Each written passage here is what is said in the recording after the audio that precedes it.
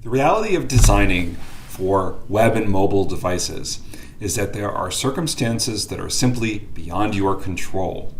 Understanding what is not possible is just as important as understanding what is possible.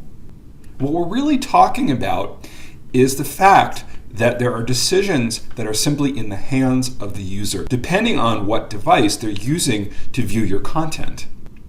For example, operating systems.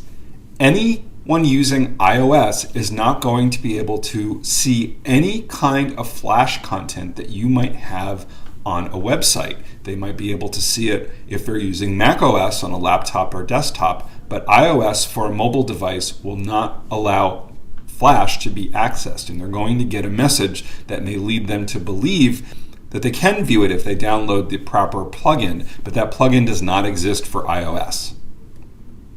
Display resolution. Someone looking at an image on a monitor is looking at it in 72 pixels per inch. They may also look at that same image on that same site on the third generation iPad that has a Retina display.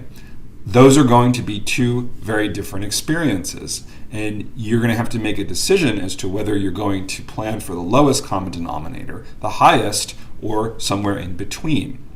It actually doesn't really have anything to do with whether it's a mobile device or a desktop or a laptop, because of course laptops and desktops could have a Retina or high resolution display.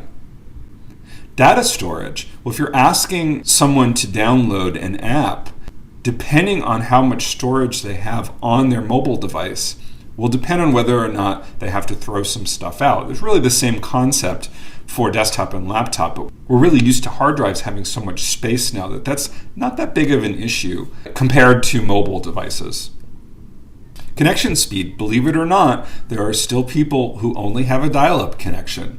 When we're talking about apps, let's say magazine apps, users are already complaining about download times. So really, even with a high-speed connection, how much information you put in that app is really going to impact the user experience. It may sound simple, but Wi-Fi availability.